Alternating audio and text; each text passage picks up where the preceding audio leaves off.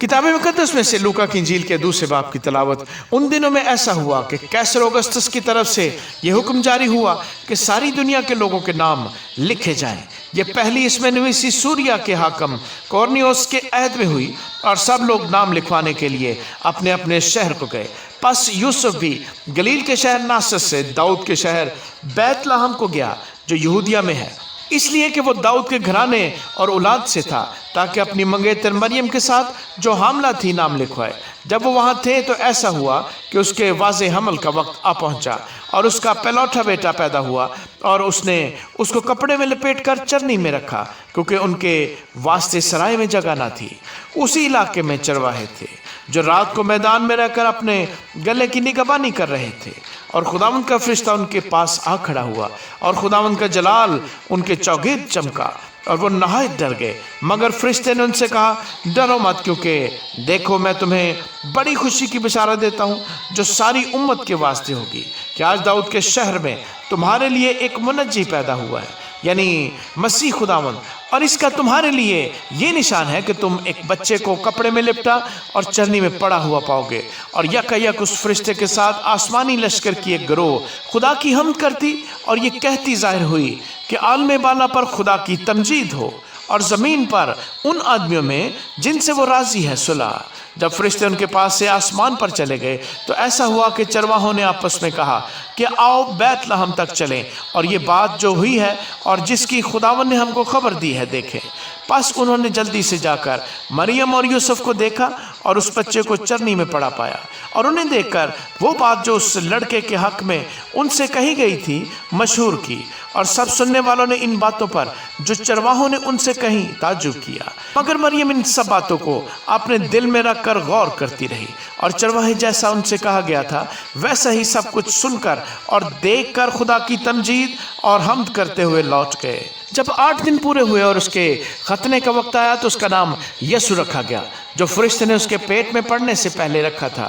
پھر جب موسیٰ کی شریعت کے موافق ان کے پاک ہونے کے دن پورے ہو گئے تو وہ اس کو یروشلم میں لائے تاکہ خداوند کے آگے حاضر کریں، جیسا کہ خداوند کی شریعت میں لکھا ہے کہ ہر ایک پلوٹا خداوند کے لیے مقدس ٹھہرے گا، اور خداوند کی شریعت کے اس قول کے موافق قربانی کرے کہ کمریوں کا ایک جوڑا یا کبوتر کے 2 بچے لاؤ۔ اور دیکھو یروشلم میں شمعون نام ایک آدمی تھا، اور وہ آدمی راست باز اور خدا ترس اور اسرائیل کی تسلی کا منتظر تھا، اور روح القدس اس پر تھا، اور اس کو روح القدس سے آگاہی ہوئی تھی کہ جب تک تو خداوند کے مسیح کو دیکھ نہ لے موت کو نہ دیکھے گا۔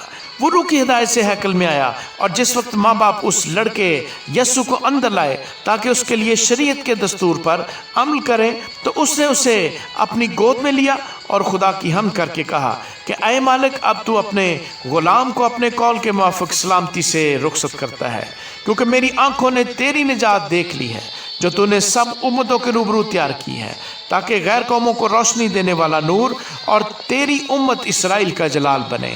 اور اس کا باپ اور اس کی ماں ان باتوں پر جو اس کے حق میں کہی جاتی تھی تعجب کرتے تھے۔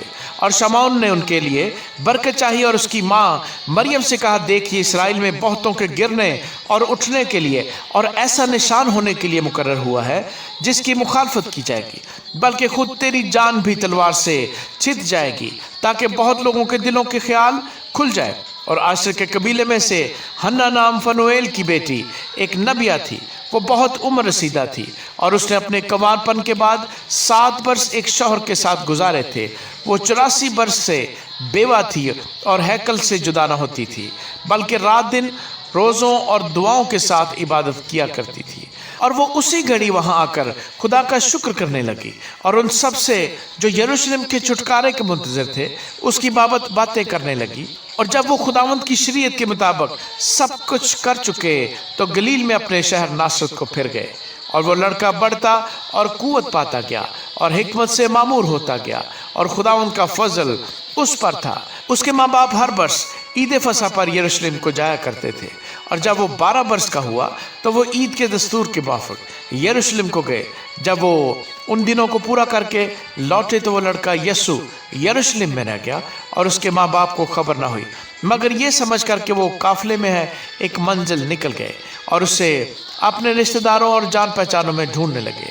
जब ना मिला तो उसे ढूंढते हुए यरूशलेम तक वापस गए, और 3 रोज के बाद ऐसा हुआ कि उन्होंने उसे हैकल में उस्तादों के बीच में बैठे उनकी सुनते और उनसे सवाल करते हुए पाया, और जितने उसकी सुन रहे थे उसकी समझ और उसके जवाबों से दंग थे। वो उसे देखकर हैरान हुए, और उसकी माँ ने उससे कहा, बेटा तूने क्यों हमसे ऐसा किया? देख तेरा बाप और मैं कुड़ते हुए तुझे ढूंढते थे। उसने उनसे कहा, तुम मुझे क्यों ढूंढते थे? क्या तुमको मालूम न था कि मुझे अपने बाप के यहाँ होना जरूर है? मगर जो बात उसने उनसे कही उसे वो न समझे, और वो उनके साथ रवाना होकर नासरत में आया और उनके ताबे रहा। और उसकी माँ ने ये सब बातें अपने दिल में रखी। और यीशु हिकमत और कद्दोकामत में और खुदा की और इंसान की मकबूलियत में तरक्की करता गया। आमीन।